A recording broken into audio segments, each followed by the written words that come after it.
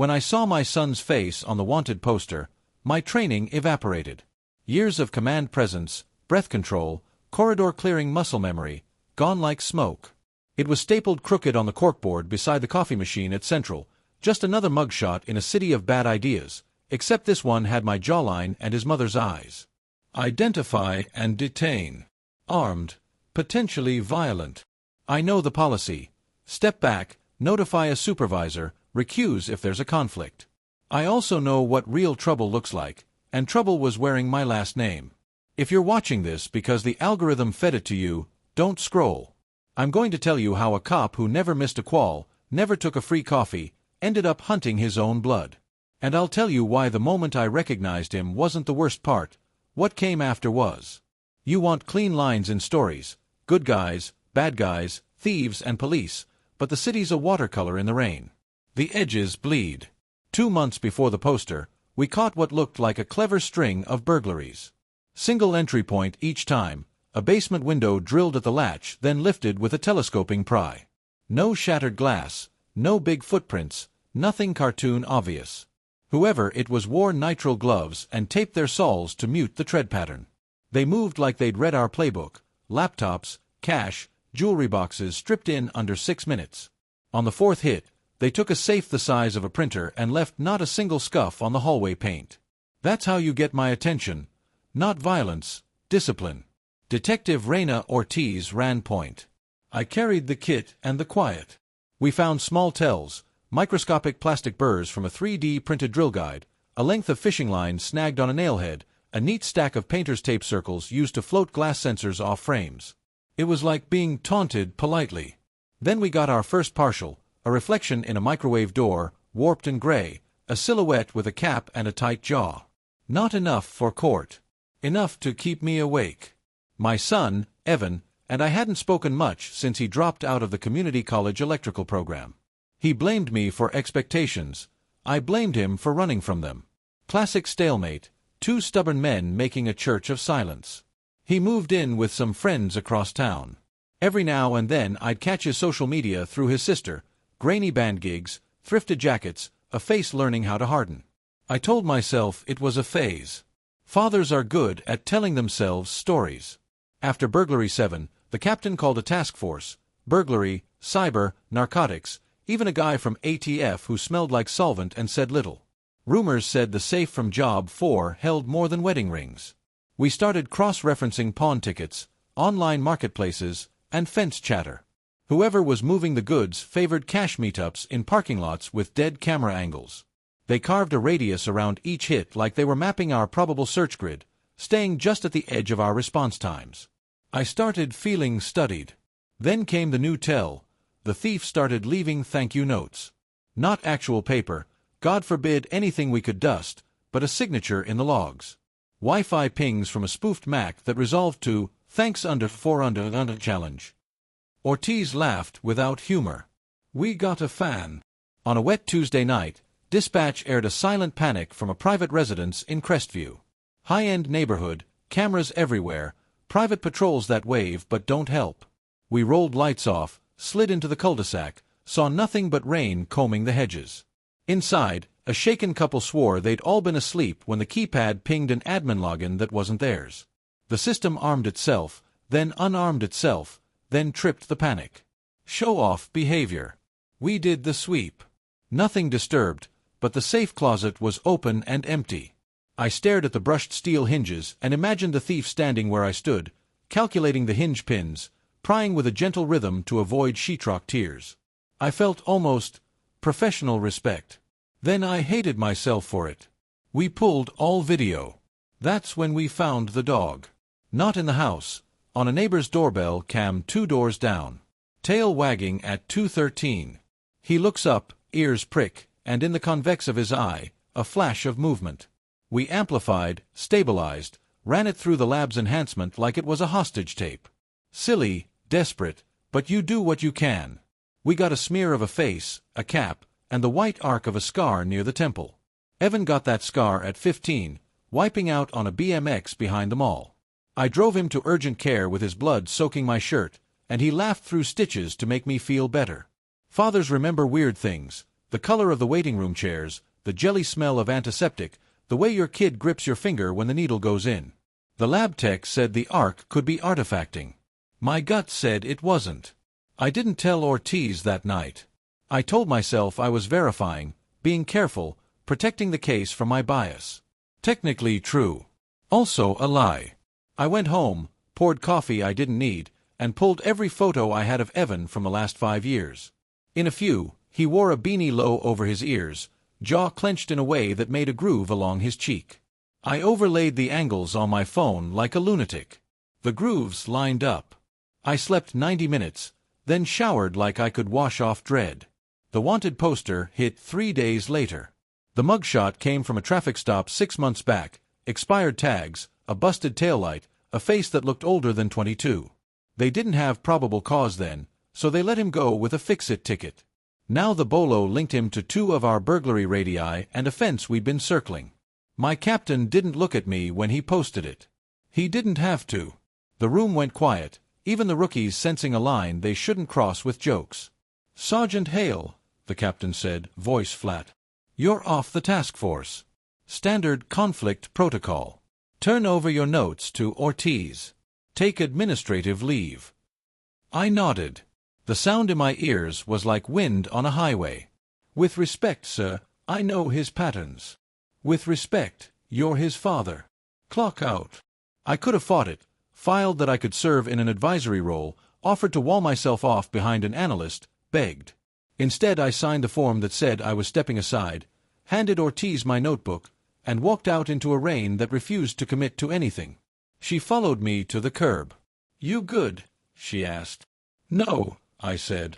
"But I'm not the story. Don't do anything stupid." She looked like she wanted to say more, then didn't. I drove without thinking, letting muscle memory take the wheel.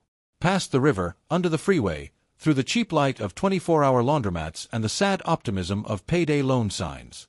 Evan used to text me for pizza money from that strip.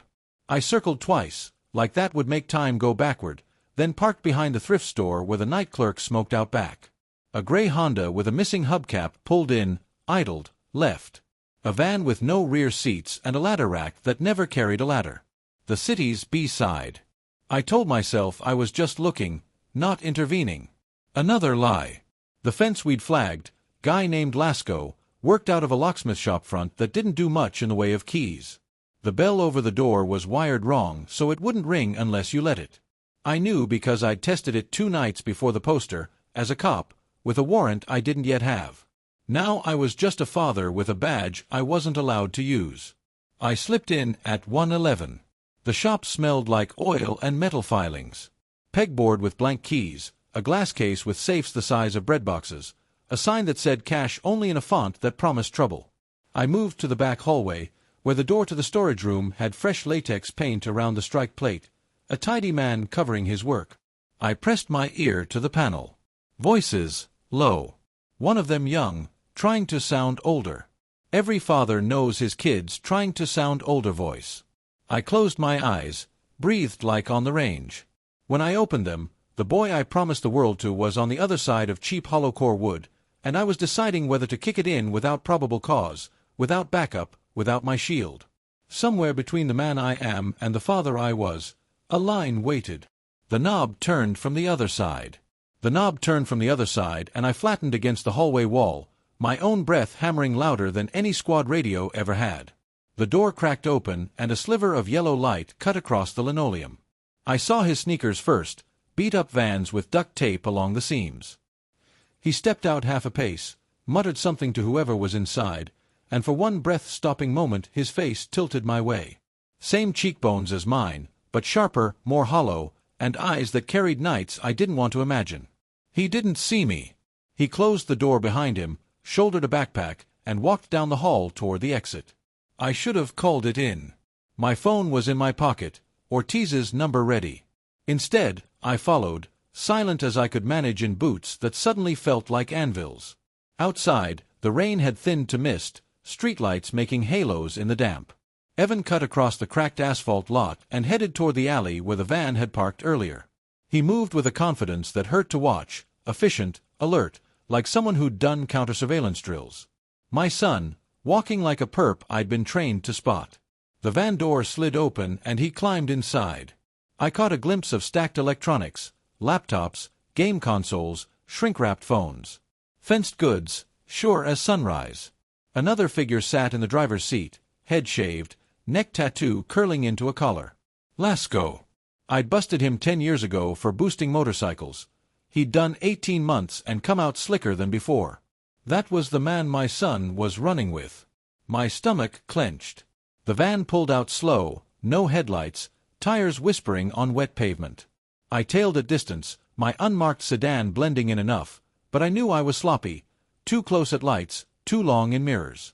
If they were half as careful as they'd seemed, they'd spot me. Still, I couldn't turn away. I told myself it was surveillance. Truth, it was a father following his kid home. They cut across industrial backroads, past warehouses with dead security cameras, until they pulled into a lot behind a storage facility. Rows of corrugated metal doors stretched like teeth in the dark. Lasco killed the engine. Evan hopped out and jogged to Unit 23B, punched a code into the keypad like he'd done it 100 times. The roll-up groaned open, and fluorescent spill lit a stash site that made my chest tighten. Safes, jewelry cases, crates of electronics. Organized, catalogued. This wasn't small time. This was operation level. I snapped 2 photos on my phone before ducking behind a dumpster. Evan laughed at something inside, a sound I hadn't heard in years. Not the boy laugh from backyard barbecues, but sharp, brittle, forced. They carried boxes from the van into the unit, efficient relay, practiced rhythm. I'd taught him rhythm once, on the range, on the court, on the goddamn drums he begged for at 13. Same cadence now, just repurposed. I should have walked away, taken the photos to Ortiz, let the machine of justice grind. Instead I stood there rooted, wet and shaking, watching my son handle stolen goods like he was born to it. Every instinct screamed to call out his name, drag him from the fire by force. But the badge in my pocket whispered the opposite: procedure, evidence, chain of custody. Father and cop tearing at each other, neither strong enough to win. After 20 minutes they closed the roll-up, padlocked it, and drove off. I didn't follow. I leaned against cold metal until my knees quit trembling. Then I drove home, hands clenched white on the wheel, feeling like both a traitor and a coward. Next morning Ortiz called. "Hale, you sitting down?" Her voice carried static and adrenaline. "We got prints off a pawn shop receipt. Matched to your son. Lab confirmed."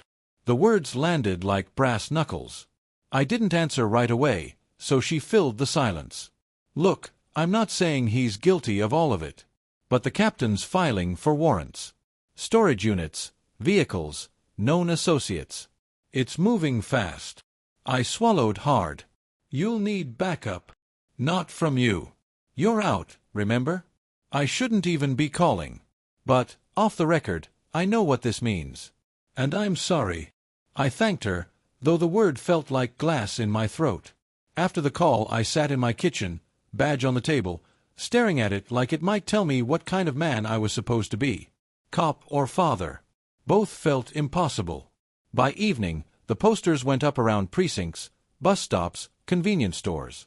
My son's face stared back in grainy grayscale, a scowl that wasn't really his, paired with the word wanted in block letters that made me sick. I drove past one and had to pull over, chest tight, hands shaking. Civilians glanced at me like I was drunk. I was just drowning. That night, I tried calling him. Straight to voicemail. His voice on the recording was cheerful, months old, talking about leaving a message, unless you're dad, in which case just text me like normal people. I almost laughed, almost broke. I didn't leave a message. What could I say? Instead, I went back to the storage facility. Parked 2 lots over, walked the fence line, scanned for cameras. At 2 a.m., I slipped through a gap in the chain link and crouched by Unit 23B. The padlock was fresh, heavy, but I'd cut enough in my time to know it could be breached. My multi-tool wasn't enough. I stood there trembling, fighting the urge to commit a crime to prove my son had committed his. The irony stung. A shadow moved at the end of the row. I froze. 2 figures, hooded, walking casual but with purpose. They stopped 3 units down, whispered, then one broke off toward me. I ducked behind a barrel, pulse roaring. The figure stopped at 23B, pulled keys from a pocket, and opened it like he owned it. Light spilled out. Evan's silhouette filled the frame. I couldn't move. My boy, caught in the act, no courtroom, no lab print, just my eyes telling me the truth I didn't want. He lifted a box, set it on the ground, popped it open. Inside, bricks of bills banded tight. Not stolen electronics, cash, pure and dangerous. He rifled through, counted, then slammed it shut. Lasco appeared behind him, muttering low. I caught a few words: shipment, heat, move faster. Then, clear as sirens, if the cops close in, we burn it. No loose ends. Evan nodded. Like it was nothing. Like arson and evidence destruction were just tasks on a list. My knees nearly gave out. I wanted to shout, to storm in, to drag him out of that life with nothing but rage and love. But my hand gripped the badge in my pocket like a talisman. Procedure, I told myself. Call Ortiz. Do it clean. Then Evan turned his head, eyes scanning the night. For half a second, I swear he looked right at me. I pressed against the barrel, holding my breath. If he saw me, he didn't show it. He shouldered the box, carried it inside, and the door rattled shut. I stayed crouched in the dark, shaking, until the van rolled away again. When I finally stood, I knew something had changed. I wasn't just a father watching his son slip. I was a cop standing in the blast radius of a case that was about to explode, and my son was holding the match. I drove until the dashboard clock glowed 3:47 a.m., circling the city with no destination except distance from the truth. Every stoplight felt like judgment, every crosswalk a reminder that somewhere in this sprawl of brick and neon my son was loading stolen cash into boxes like it was grocery shopping. By the time I parked in front of my house, dawn was bleeding gray across the rooftops. I sat there in the silence until the sun climbed high enough to accuse me outright. Inside, the kitchen felt foreign. Same chipped counter, same fridge magnets from precinct barbecues, but I couldn't breathe right. I kept seeing his face in the storage unit light, how steady his hands were, how normal he looked doing something that should have torn him apart. I poured coffee, let it go cold untouched. My phone buzzed, Ortiz again. "Hale, you hear what went down last night?" she asked. Her voice was clipped, urgent. I gripped the counter. "What happened?" "Storage facility break-in on Southgate. Guard called it in. By the time patrol rolled up, the perps were gone, but the unit looked like a hurricane hit it. Cash missing. We're pulling footage now. Could be your kid and Lasco." I closed my eyes. My silence must have stretched too long, because she softened.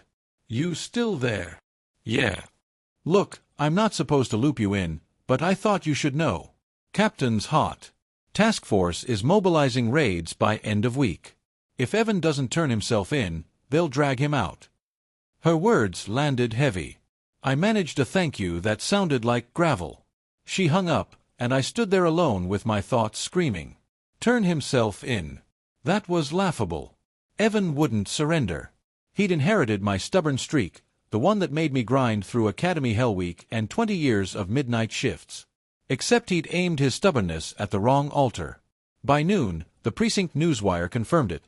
Warrant secured for Evan Hale, burglary, conspiracy, possession of stolen property.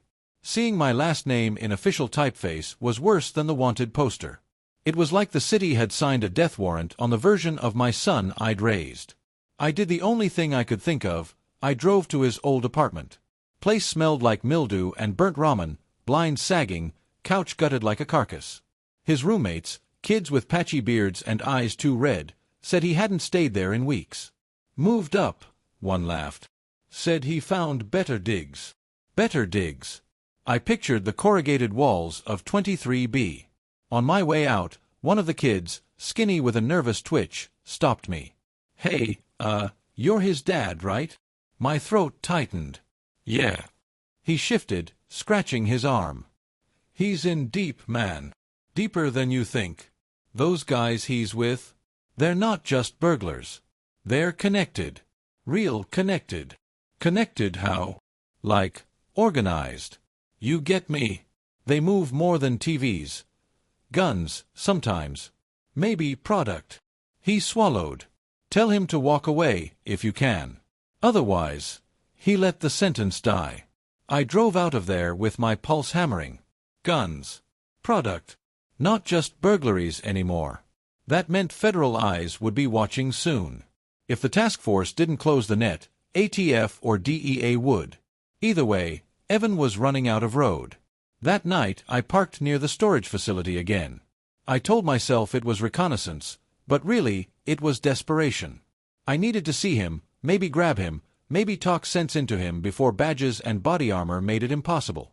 At 1:02 a.m., the van rolled in. Same routine, Evan hopped out, keyed the code, Lasco scanning the shadows. I crouched behind the fence, every muscle screaming. Evan hauled out another box, smaller this time. When he cracked it open, I saw black metal gleam. Rifles. Compact, folded stocks, each wrapped in oilcloth. My stomach dropped. This wasn't burglary loot anymore. This was arms trafficking. A whole different league. Lasco slapped him on the shoulder, grinning like Christmas came early. Evan didn't grin back. He just nodded, businesslike, as if he'd already crossed the point of no return.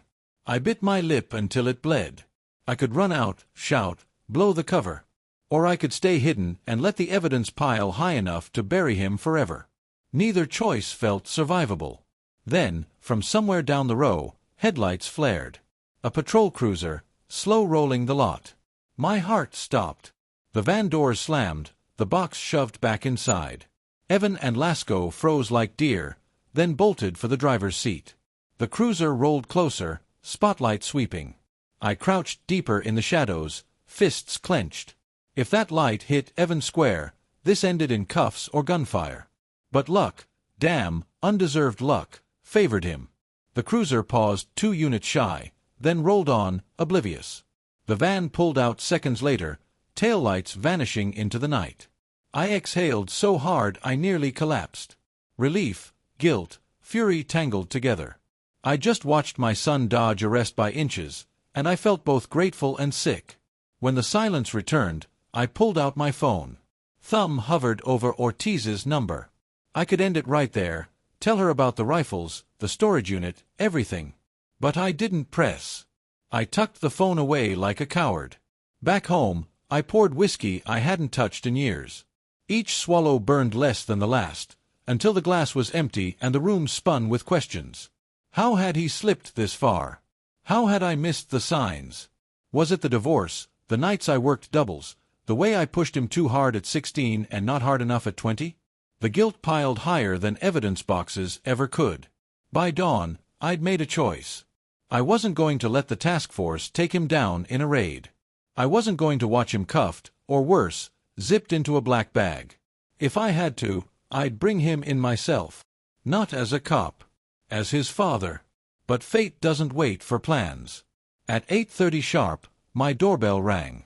When I opened it, Ortiz stood there, eyes sharp, folder under her arm. "Hale," she said. "We need to talk." Her tone told me everything. The task force was closer than I thought. And my window to save my son was closing fast.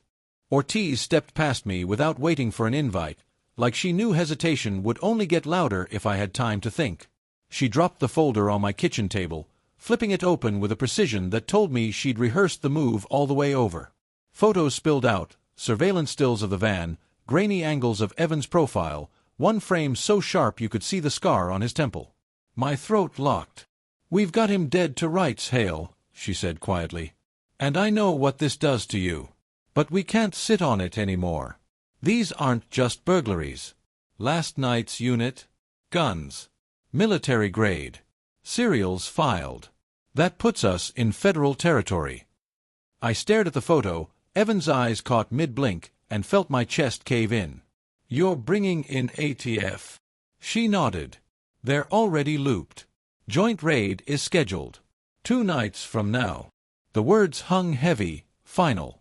I gripped the edge of the table, knuckles white.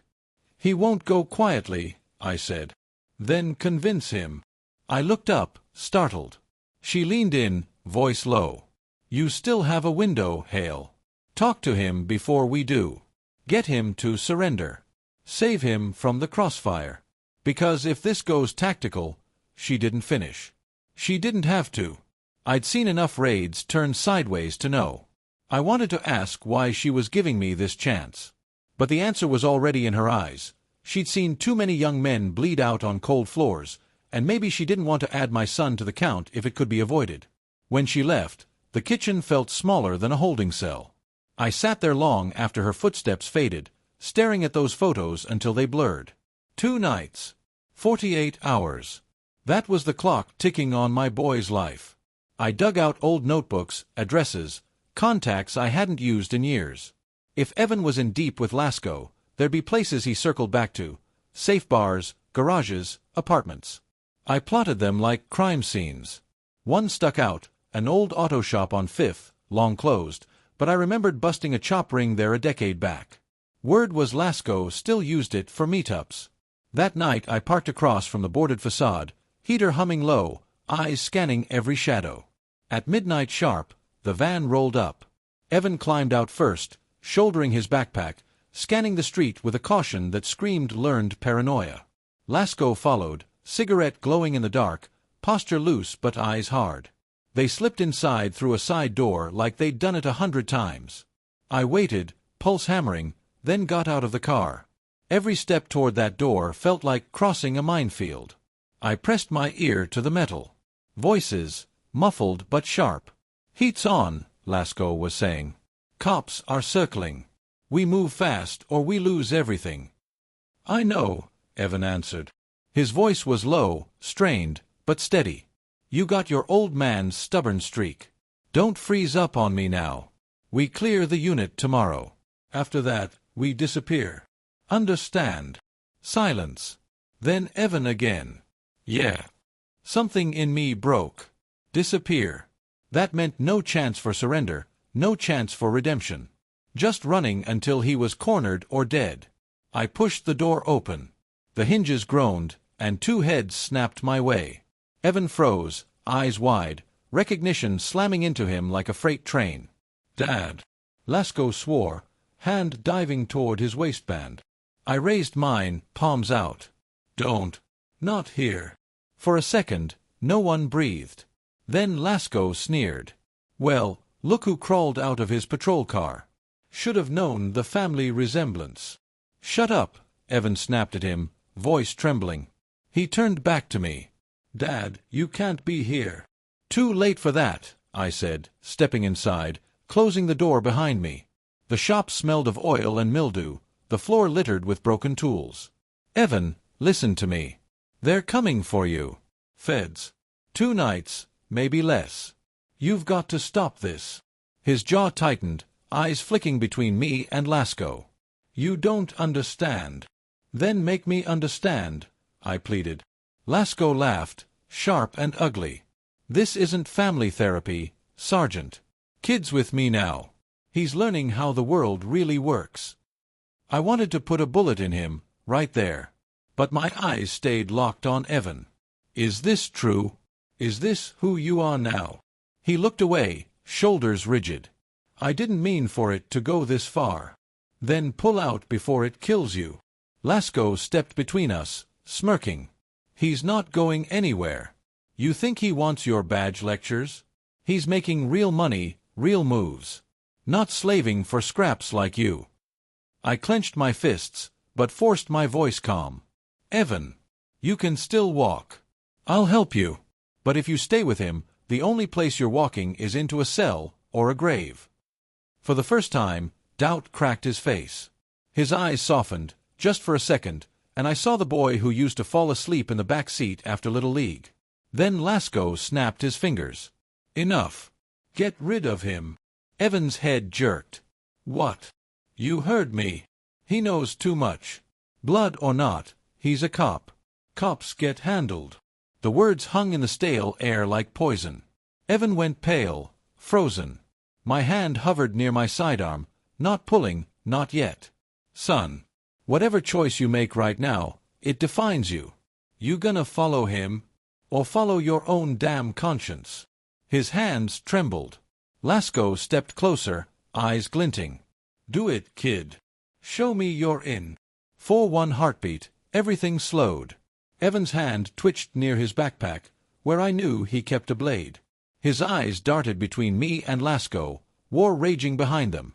Then he spoke, voice hoarse. "No." Lasco's face twisted. "Wrong answer." He lunged, metal flashing. I yanked my weapon free, training screaming through my veins. Evan dove sideways, shoving Lasco's arm just enough to spoil the arc. The blade scraped my jacket, burning a line across my ribs. My gun was up, sights locked, finger brushing the trigger. And in that split second, I had to decide, end Lasco or risk everything waiting for backup that wasn't coming. The muzzle hung steady in my hands, but my heart wasn't. Lasco's knife glinted under the single dangling bulb, his sneer daring me to take the shot. Evan crouched between us, breathing hard, eyes wild like a cornered animal. One wrong twitch and my son was in the line of fire. "Back down," I ordered, voice low but cutting. "This doesn't have to end with blood on the floor." Lasco chuckled, knife raised. "You don't have the guts, Sergeant. Not with Junior watching." Evan's hands shot up. "Stop. Both of you. Just stop." For a heartbeat, it worked. Lasco paused, calculating, eyes flicking between my stance and Evan's panic. Then his smirk curled crueler. "Kid, you got two choices. Prove yourself or get out of my way." He lunged again, not at me this time, but at Evan. Instinct roared louder than training. My finger pulled. The report thundered through the shop, echo bouncing off steel and concrete. Lasco staggered back, knife clattering, hand clamped over his shoulder. Not a kill shot. Center mass was clear, but I'd angled low. Deliberate. Controlled. "You son of a—" he hissed, backing toward the side door, blood seeping between his fingers. "This isn't over." He bolted, boots slapping the concrete, van engine roaring seconds later before peeling out into the night. Silence crashed down. Smoke curled from my barrel. My pulse pounded so hard I could feel it in my teeth. Evan stared at me, mouth open, shaking his head. You shot him." "I saved you," I said, lowering the gun. "Don't confuse the two." He stumbled back, nearly tripping on a broken jack. His face was pale, torn between fear and something else, relief maybe, buried deep. I holstered my weapon and stepped closer. "Listen to me, Evan. You're out of time. They're planning a raid. ATF, feds, all of them. You keep running with Lasco, you're dead. You hear me? Dead." His chest heaved. "You think I don't know that?" His voice cracked, raw. "You think I wanted any of this? Then why?" My voice came out harsher than I meant. "Why throw your life away with a thug like him?" He pressed a hand over his eyes, shaking. "It started small. Just jobs for cash. They made it sound like nothing, easy money, no one gets hurt. And I was drowning, Dad. Rent, debts, everything. I thought I could dig out. And now—" He dropped his hand, eyes wet and hard at once. "Now I can't dig out. It's too deep. You don't just walk away from guys like him." I reached forward, gripping his shoulder. "Yes, you do. Right now. With me." He flinched but didn't pull away. For a second, I thought he might break. Then his phone buzzed in his pocket, shrill in the dead air. He froze, then pulled it out with shaking hands. A single message glowed on the cracked screen. 23B. Now. Don't be late. My stomach clenched. Lasco. Already regrouping. Evan shoved the phone back, panic rising. "If I don't show, they'll come looking. They'll know something's wrong." "Then let them," I said. "We'll have the cops waiting." His eyes flared. "No. You don't get it. If I betray them, they won't stop. Not with me. Not with you. Not with anyone I care about." I studied him, the boy I'd raised and the man I barely recognized tangled in one shaking body. He was scared, not of prison, but of retribution. The kind of retribution I'd seen bodies pay for in alleys and back lots. "Son," I said softly, "you've been carrying this alone. Let me carry it now." His jaw tightened, tears threatening but held back. Then he whispered, You can't fix this. I squeezed his shoulder harder. Watch me. Before he could answer, sirens wailed faint in the distance. My blood ran cold. Not patrol cars just passing, the kind of deliberate siren sweep I'd been on 100 raids to hear. The task force was moving early. Evan's eyes widened. It's them. Not for you. Not yet. But if they see us here, it's over. I grabbed his arm and pulled him toward the back exit. He stumbled but followed, adrenaline driving him. We slipped out into the night, cutting across the lot just as dark SUVs rolled down the block, lights muted but unmistakable. I shoved him into my sedan and gunned the engine, heart in my throat. Through the rear view, I watched agents pile from vehicles, body armor gleaming, weapons drawn. They swarmed the shop we'd just fled. Evan sat silent, staring straight ahead, face pale under the passing sodium lights. You just made me a fugitive, he muttered. You already were, I said, knuckles white on the wheel. Difference is, now you've got me in your corner. Neither of us spoke for the next 10 blocks. When I finally pulled into an abandoned lot, engine ticking in the quiet, I turned to him. We have 2 choices, I said. You run, and sooner or later they find you with a toe tag. Or you trust me, and we do this right. Controlled. Safe. Surrender on our terms. His laugh was hollow, bitter. Safe. You really think they're safe anymore? They'll never stop hunting me. I leaned in, voice hard.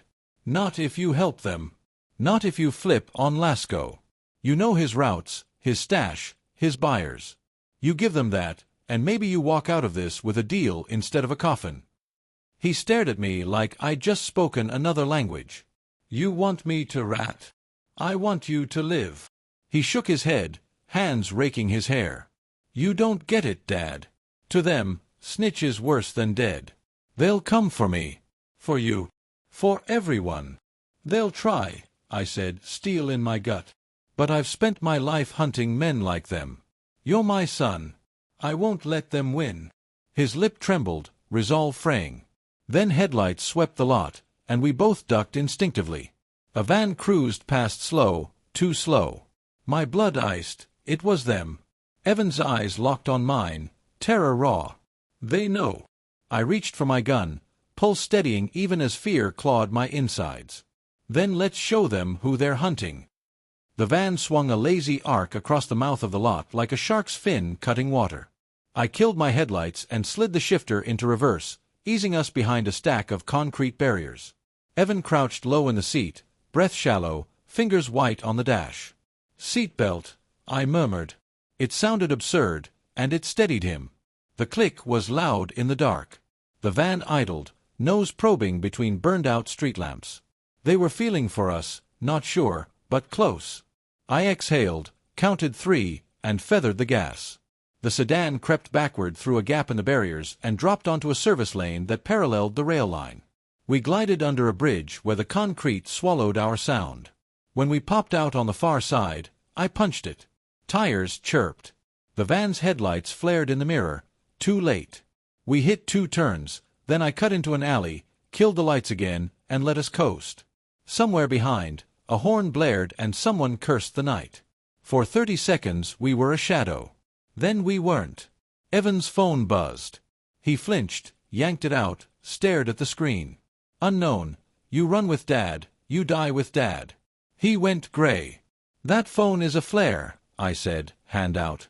He hesitated, then dropped it into my palm. I rolled down the window and tossed it into a dumpster, listening for the soft, decisive thud.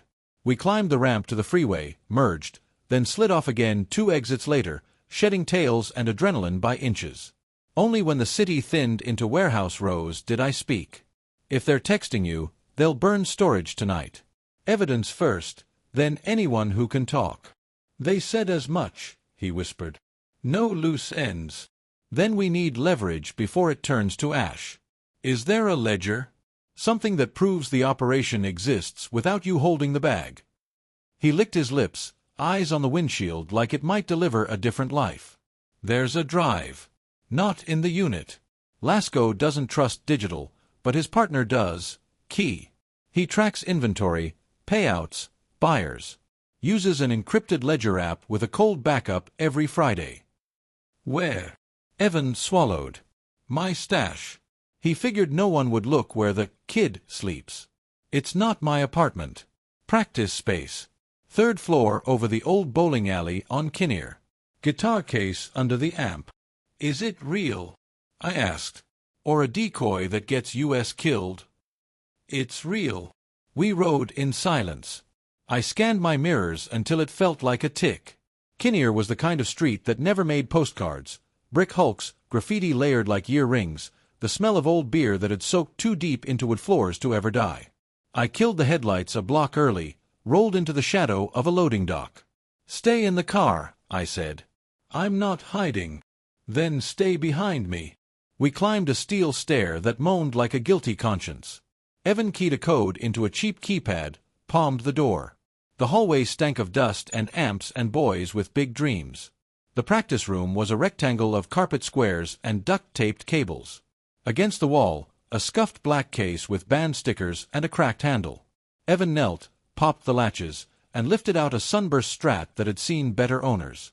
Beneath the velvet tray, a false bottom. He pried it up with a pick. Underneath, a flat black SSD in a vacuum bag, a paper ledger wrapped in plastic, and 3 microSD cards in a mint tin. My mouth went dry. We walk with these, we have a shot.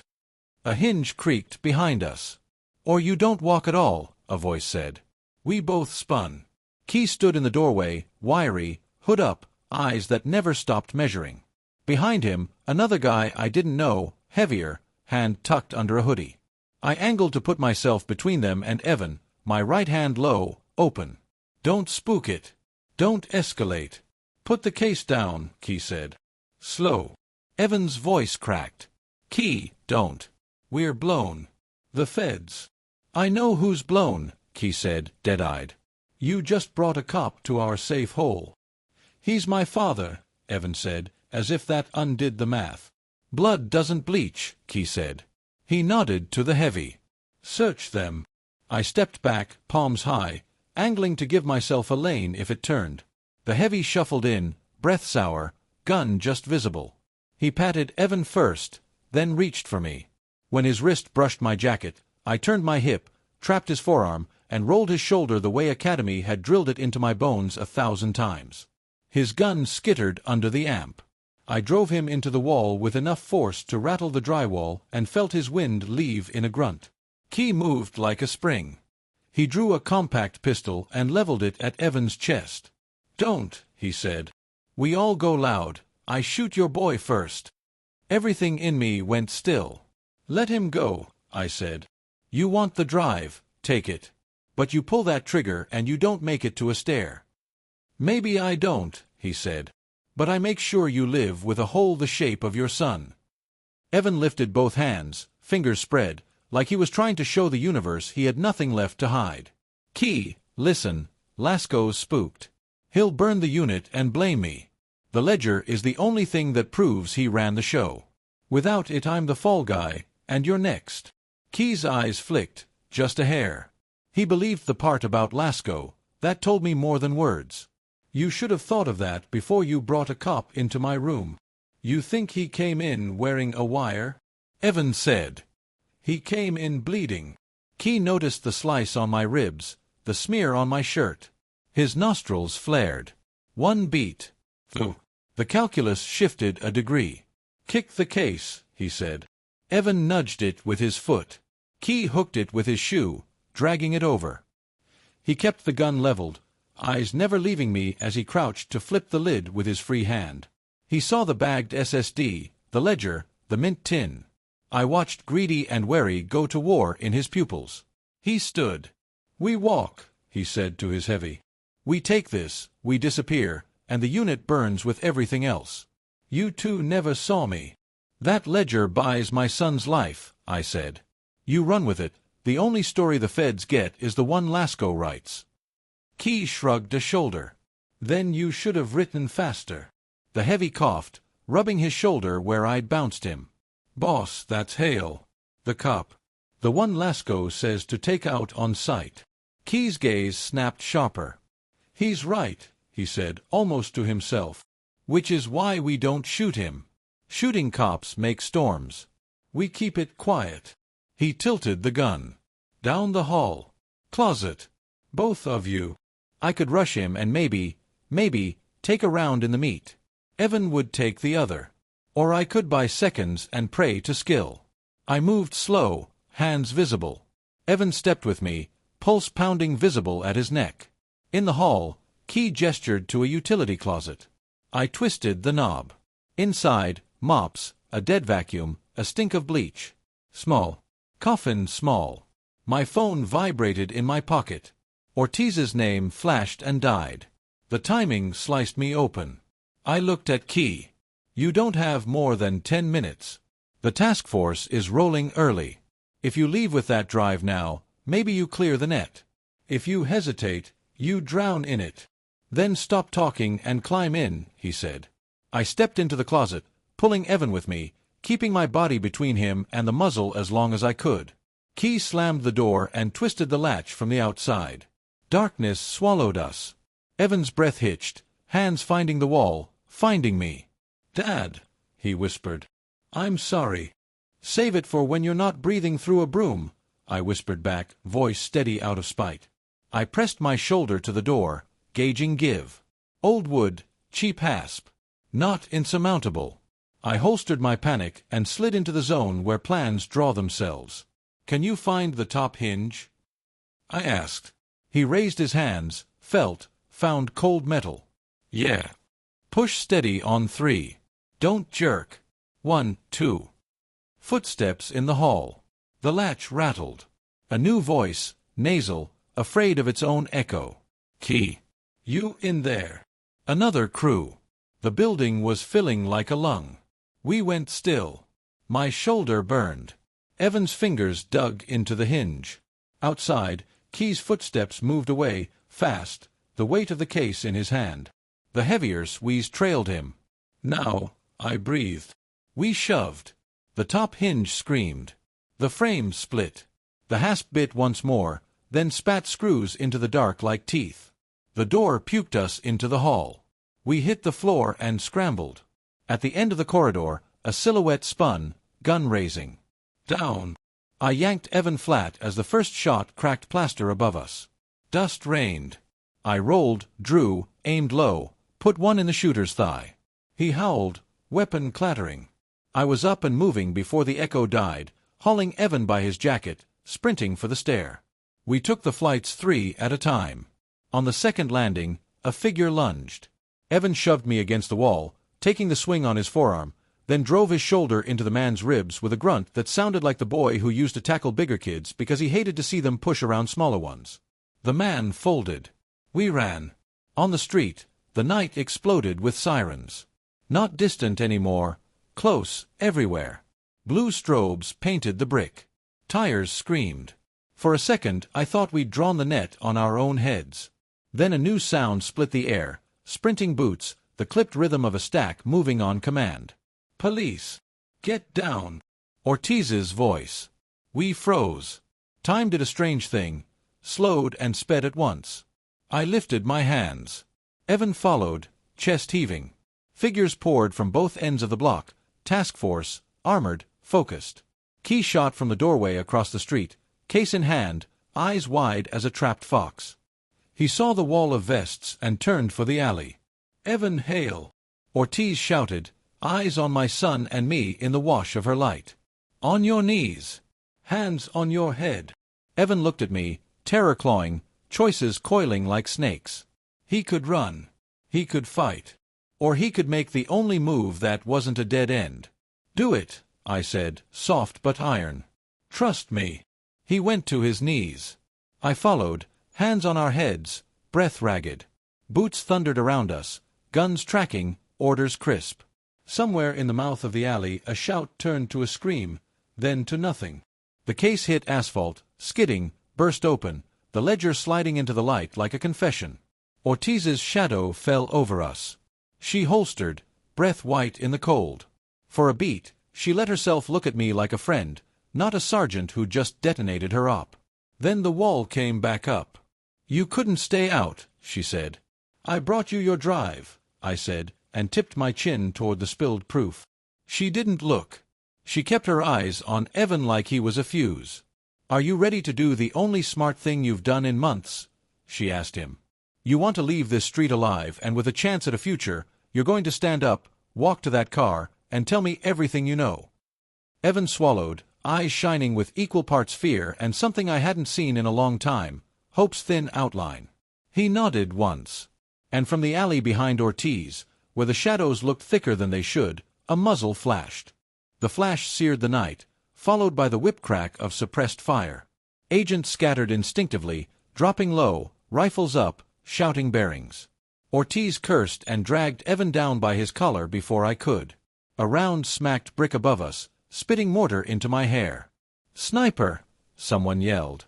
I shoved Evan flat to the asphalt and covered his head with my arms, my sidearm useless against an angle I couldn't see. Blue strobes flickered over chaos, agents pressing to cars, shields up, a chorus of overlapping commands. The echo of boots pounded toward the alley mouth. "Sector 4. Push up." Ortiz barked into her mic. She looked at me, face hard under the helmet. "Get him out of here." Her hand clamped Evan's arm and shoved him toward me like a package. He stared at her, wide-eyed. "But go." No time to argue. I hauled him by the elbow and crabbed us behind a squad SUV. Another round zipped off the hood, whining. I shoved him into the rear footwell, practically folding him in. Then I slid in after, slamming the door. Glass starred instantly as a round bit into the rear quarter panel. Sirens converged from farther blocks, backup on backup. I peeked over the dash. Key. It had to be. Cleaning up the mess he'd created, silencing anyone who could talk, including my son. "Dad," Evan gasped, crouched against the seat, hands shaking. "He'll kill me. He'll kill you. He won't stop. He won't get the chance." My voice was steel, but inside I was ice. Because I knew Evan was right. Ortiz's voice crackled through a squad radio left on the seat. "Shooter retreating southbound alley. Contain perimeter. Watch rooftops." I made the call without thinking. "We move." I shoved open the opposite door and pulled Evan out. We sprinted low along the sidewalk, ducking into the shadow of a pawnshop awning. From here, the stutter of gunfire shifted farther away. The task force was driving Key out like flushing a rat. We had a 30-second gap. Maybe less. "Where's he go when pressed?" I demanded. Evan panted, eyes darting. There's a fallback. Not far. Abandoned print shop on Mercer. Basement. He stashed vehicles there. If he bolts, he'll go there. Then that's where we finish this." His eyes widened. "Finish? Dad, no, the feds. The feds want him. But he wants you gone. Which means Mercer before they catch up." He stared at me, torn between fear and disbelief. "You're talking about hunting him." I met his gaze. "I'm talking about ending him before he ends you." We moved fast, cutting through alleys, keeping our silhouettes swallowed by brick. The city's noise rose behind us. Sirens, orders, the low thrum of a helicopter pivoting its cone of light. But Mercer was a dead zone. I'd raided it once, years back, when presses churned counterfeit bills. Since then, it had rotted, vines clawing its brick face, plywood sagging over windows. We slipped in through a side door hanging loose on rusted hinges. Inside, dust coated every surface, air thick with mildew. Evan pointed toward a stairwell half hidden behind stacked pallets. "Down there." We descended, boots creaking on iron steps. The basement opened into a wide chamber littered with old rollers and ink drums. Fluorescent fixtures hung dead above, but a single lamp glowed near the back, throwing hard shadows. Beside it, Key. Sweat streaked his temple, pistol on the table, the black case open before him. The ledger, the drives, his prize. He looked up and smiled thin. "Family reunion." I shoved Evan behind me, weapon drawn. "Drop it, Key. It's done. The block's hot. You're boxed." He tapped the pistol on the table like it was a metronome. "You know how many times I've heard that? Yet here I am. You think your task force can seal every crack in the city? Please. You fired on feds, I said. You don't walk from that. I don't need to walk.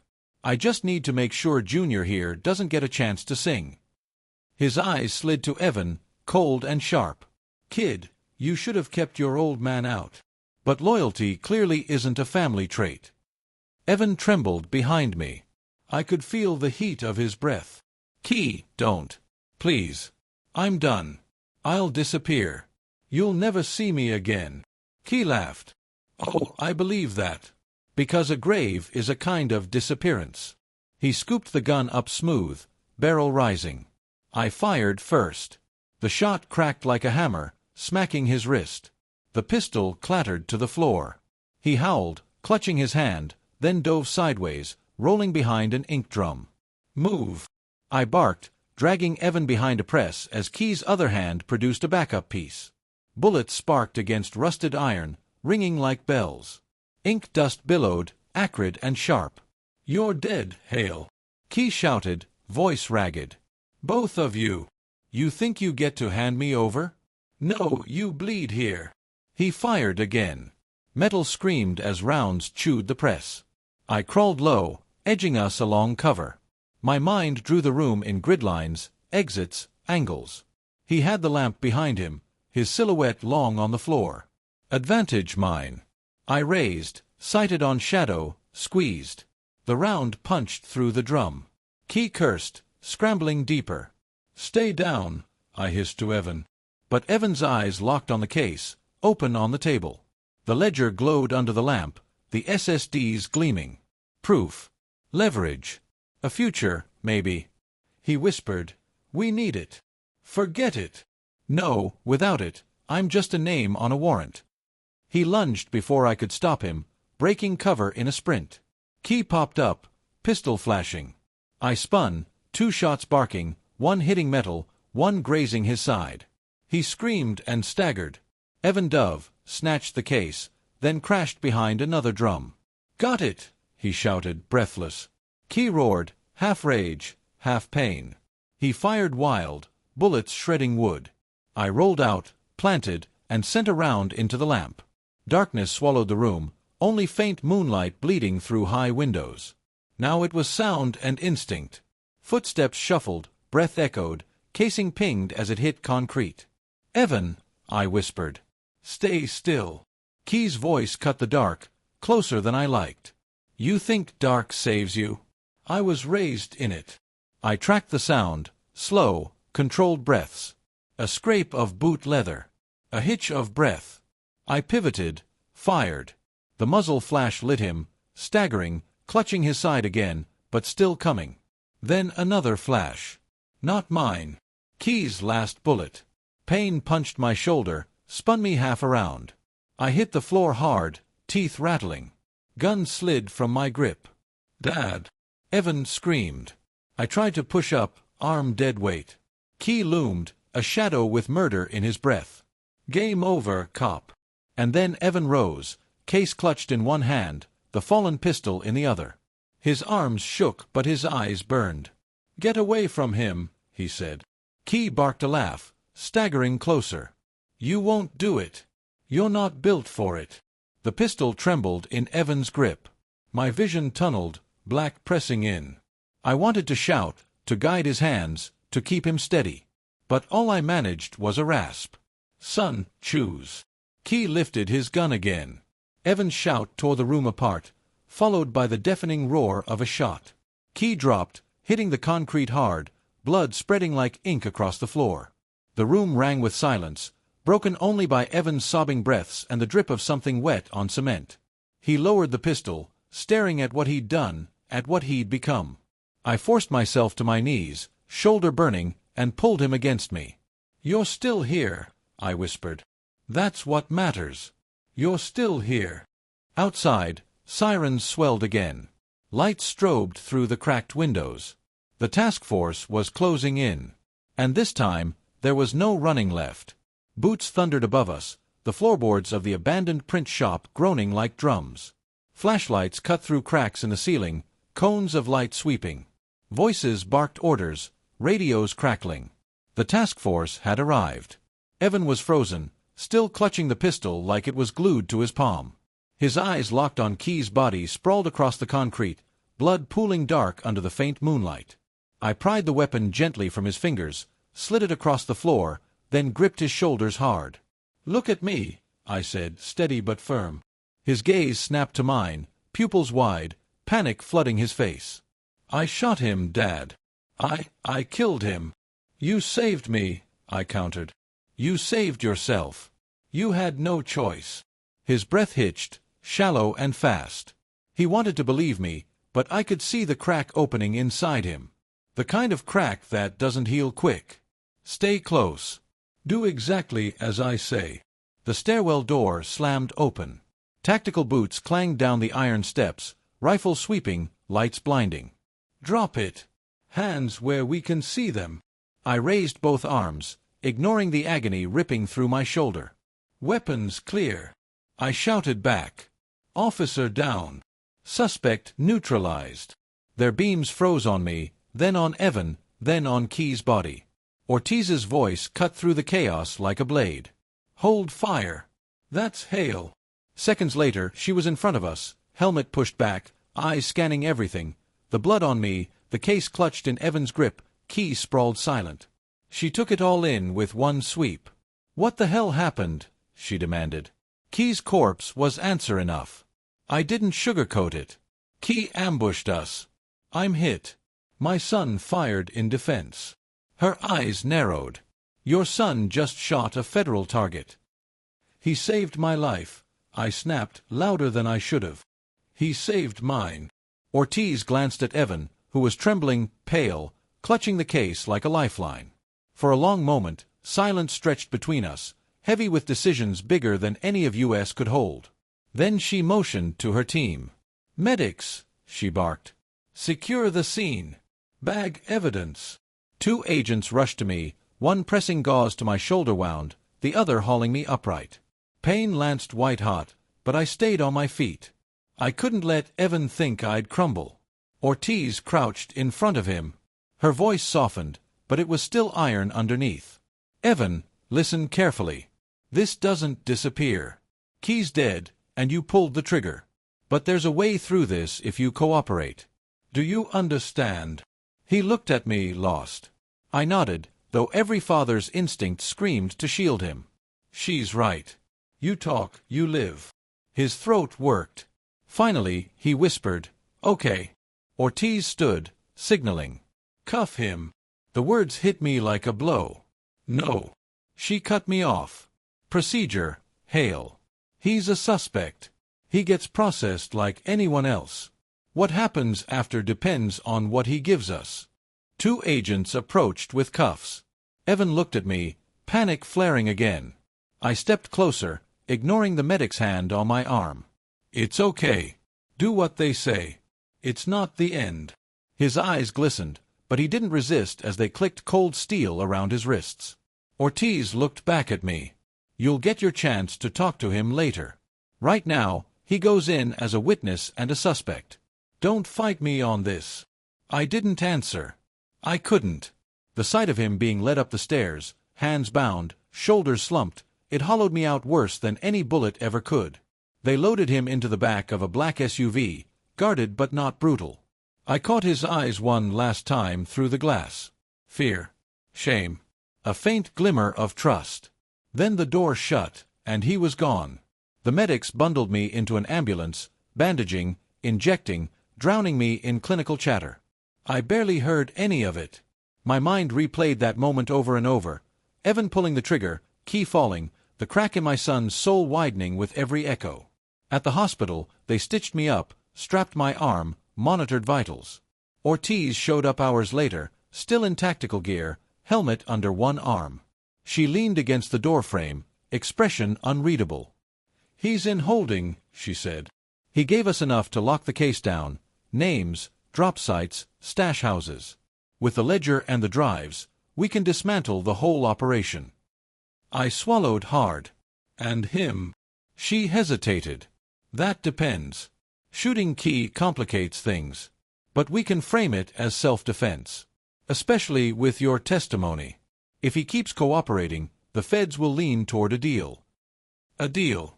The word tasted sour. No father dreams of his son's best outcome being a plea bargain. But it was better than a coffin. Ortiz set the helmet down. Her eyes softened, just a little. You kept him alive long enough to have a choice. That's more than most get. I looked away, jaw tight. Doesn't feel like enough. She pushed off the doorframe. You'll see him tomorrow. Res. You'll need your strength. After she left, I lay in the sterile dark, the beeping monitors a mockery of calm. My shoulder ached, but not as much as the memory of Evan's face when the cuffs closed. Morning crept in slow. A guard wheeled me into an interview room, white walls buzzing under fluorescent light. After 10 minutes, the door opened. Evan shuffled in, wrists chained, 2 marshals flanking him. They sat him opposite me, then stepped back. His eyes lifted, red-rimmed, but steadier than last night.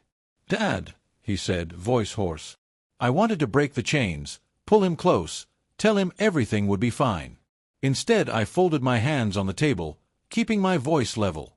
"You did what you had to. Now you keep doing it. Tell them everything. Don't hold back." He nodded, but his gaze searched mine, desperate. "And after?" I hesitated. For the first time in my career, I didn't know the answer. "We survive after," I said finally. "That's all that matters right now." The marshals shifted. Time was short. Evan leaned forward, chains clinking. His whisper carried a weight that made my stomach clench. "There's something I didn't tell them," he said. "Something about Lasco. And if I say it, none of us are safe." My blood ran cold. "What is it?" He looked over his shoulder at the marshals, then back at me. He wasn't just running guns and cash. He was working for someone bigger. And they'll come for me if they know I talked. My pulse spiked. Bigger. Always bigger. Before I could press, the marshal stepped forward. "Time." They hauled him up. He gave me one last look, equal parts plea and warning, before the door shut between us. And I knew then, the war wasn't over. It was just starting. The door shut behind Evan, and the echo seemed to linger longer than it should have. I sat there staring at the empty chair, his words replaying like a broken tape. Someone bigger. My gut had been waiting for it. Lasco and Key weren't masterminds. They were middlemen. But hearing Evan confirm it was like a weight pressing deeper into my chest. I didn't move until Ortiz slid in 20 minutes later, a to-go coffee in one hand, a file in the other. She looked at me like she already knew I wasn't going to like what she had to say. "Your son's talking," she said, flipping the file open. "Names, routes, storage spots. Enough to fill a dozen warrants. But he's also holding back. We can see it." I kept my face stone. "He told me Lasco was answering to someone else." Her jaw ticked. "That's what I figured." "Who?" "We don't know yet. But if it's who I think, it's not local. Organized crime, interstate. Maybe international." She slid the file toward me. Mugshots, blurry surveillance stills, maps littered with pins.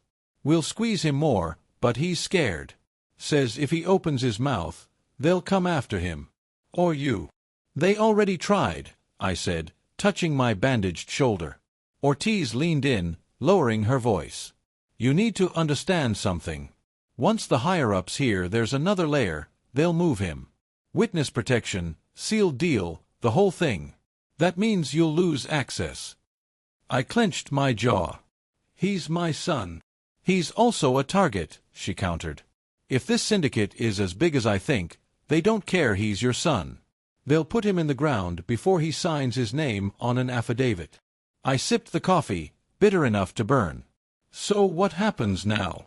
"Now we build a case. We protect him until we can flip him fully." "But Hale," she hesitated.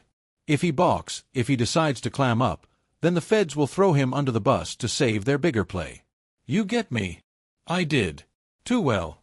To them, Evan wasn't my son. He was leverage, a pawn in a bigger game. And pawns get sacrificed. Later that night, I sat alone in my hospital room, lights dimmed, city glow bleeding through the blinds. Sleep wouldn't come. Every creak in the hall made me reach for a weapon that wasn't there.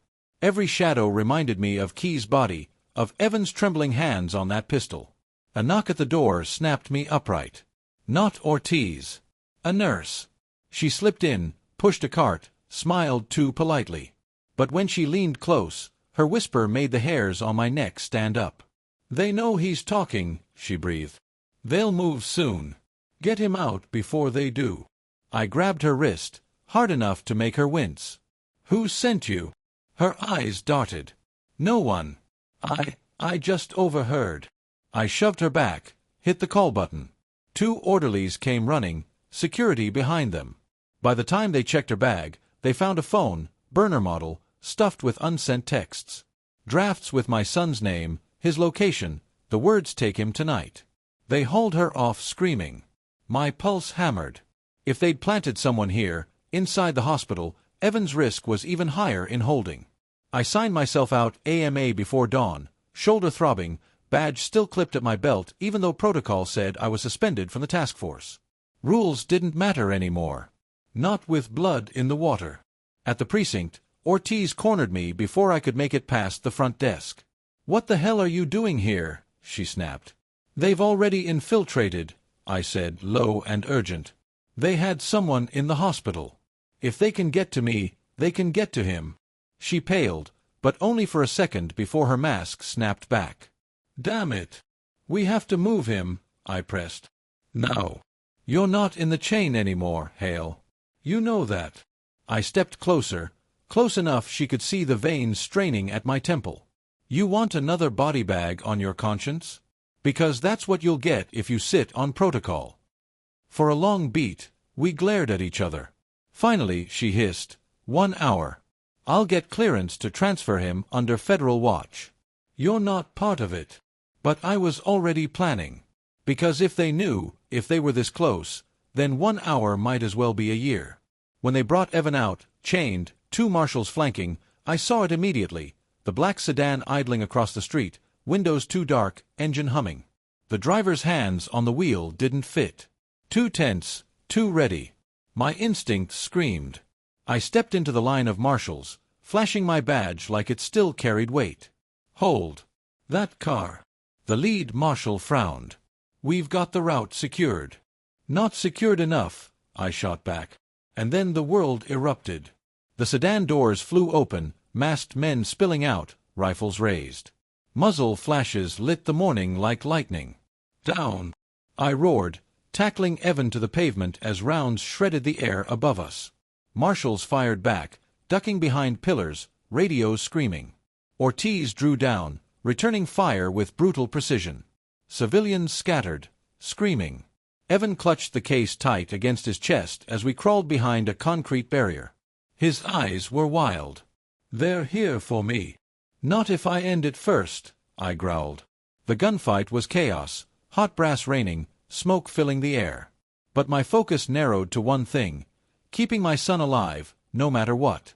And as another wave of masked men spilled from a second vehicle, I realized this wasn't just a hit. It was a war. A war my son had dragged me into, and one I wasn't sure either of us would crawl out of. The gunfight tore downtown apart. Car alarms shrieked, glass shattered, civilians screamed as they fled into alleys. Bullets sparked off concrete and chewed chunks from pillars. My shoulder throbbed with every recoil as I returned fire, but I kept my body over Evan, shielding him as best I could. Ortiz barked orders, pushing her team to flank the shooters. Marshals scrambled, taking cover behind parked cars, radios spitting frantic codes. Still, the masked men kept pressing, disciplined, coordinated. Not a street gang. Soldiers. "Dad," Evan gasped, clutching the case to his chest like it was oxygen. "They're not stopping. They'll kill everyone for this." "Then we make sure they don't walk away," I growled, swapping mags with hands steadier than I felt. One of the gunmen sprinted closer, covering fire slicing the air. I popped up, aimed center mass, dropped him with 2 clean shots. His mask tore free as he fell. Eastern European features. Hard jaw. Cold eyes even in death. A confirmation of what I already knew. This was bigger than Lasco's little empire. Ortiz slid beside me, breath ragged, cheek streaked with soot. "We've got to move him," she shouted, jerking her head toward Evan. Move him where? Every route's compromised. Her gaze hardened. Underground. Metro tunnels 2 blocks. If we can get there, we've got a clean extraction. It wasn't a good plan, but it was the only one. I nodded. Cover us. We broke from the barrier, sprinting low. Gunfire chased us, concrete spitting at our heels. Evan stumbled once, but I yanked him upright, forcing his legs to move. My shoulder screamed, but I ignored it, pushing through pain, through fear. We ducked into a service alley, the gunfire muffling behind us as Ortiz's team held the line. Sirens wailed closer, uniforms flooding the grid, but we couldn't trust how deep the rot ran. If this syndicate had eyes inside the hospital, inside precinct walls, then badges didn't guarantee safety. At the end of the alley, a rusted gate blocked the way. I kicked it open with a grunt, the hinges shrieking. Beyond, the yawning mouth of the metro tunnel, dark and reeking of oil and rust. Go, I told Evan. He hesitated, fear plain in his eyes, then ducked inside. I followed, boots crunching on gravel. The tunnel swallowed us whole. Shadows stretched long, broken only by faint flickers of emergency lights. The sound of the city dulled above, replaced by the drip of water and the hum of distant tracks. Dad, Evan whispered, voice echoing. They'll follow. They'll try, I said, drawing him deeper. Half a mile in, the tunnel widened into a maintenance bay. I shoved him into cover behind a pillar, scanning the shadows. My pulse hammered, senses stretched thin. And then came the sound. Not boots. Not echoes. Engines. From the far mouth of the tunnel, headlights flared. 2 dirt bikes roared into view, riders masked, rifles slung. They cut their engines and dismounted, the echo of chains clinking as they fanned out. They knew the route, Evan whispered, terror edging his words. Stay down, I ordered, raising my weapon. The first rider advanced, scanning with a flashlight. I tracked the beam, waited for the rhythm, then squeezed. The shot cracked, light dropped, body crumpled. The second spun, firing wild, round sparking off steel. I dove, dragging Evan with me, then fired back. The rider went down hard, his rifle clattering across the floor. Silence pressed in again, broken only by our ragged breathing. Evan stared at the fallen men, chest heaving. They'll keep coming. You can't protect me forever. I gripped his shoulder, forcing his eyes to mine. Then you help me end it. We've got the ledger, the drives. That's the bullet that kills them without pulling a trigger. You give Ortiz everything, and we bury this syndicate before they bury you. His throat worked, torn between fear and resolve. Finally, he nodded. Okay. But the moment cracked as more light flared at the tunnel's edge, brighter, harsher. Flood lamps. Vans rolling in. Dozens of figures pouring out, armed, disciplined, advancing like a tide. Too many. Far too many. My stomach dropped. Run, I hissed. We bolted deeper, boots pounding, shadows stretching. Behind us, the flood of men surged, voices barking in languages I didn't recognize. Bullets snapped past, ricocheting off stone. We reached a junction where the tunnel split in 3. I shoved Evan left, firing blind down the center to slow pursuit. We dove into darkness, breath ragged, the sound of boots echoing closer. At last, faint light glowed ahead, the skeletal framework of an unfinished station, scaffolds and concrete slabs half built. Ortiz's team was there, weapons drawn, shouting as they spotted us. Relief punched through me like oxygen. We burst into the open, Evan clutching the case, me staggering but upright. Ortiz waved us through the cordon, agents covering every angle. The syndicate's men poured into the chamber seconds later, and the place exploded with gunfire. I dragged Evan behind cover, bullets raining, concrete chipping. Ortiz crouched beside us, firing bursts. We can't hold this long, she shouted. Then take him. I barked. Get him out. She shook her head, grim. Not without you. The firefight raged, deafening. Grenades thumped, smoke choked the air. The chamber turned into a war zone. I pulled Evan close, forcing his eyes to mine through the chaos. Listen to me. No matter what happens, you survive. You hear me? You live. You tell them everything. You use that case to cut the head off this monster." His eyes brimmed, fear and defiance colliding. "Not without you." "You don't get to choose," I said, voice breaking but firm. "You live. For both of us." Ortiz grabbed his arm, hauling him toward the extraction point. He fought her grip, shouting my name, but she pulled him hard. I rose, weapon blazing, covering their retreat. Every round I fired bought another second, another step closer to safety. Pain burned through me as a round clipped my leg, then another grazed my side. I kept firing, kept standing, because that's what fathers do.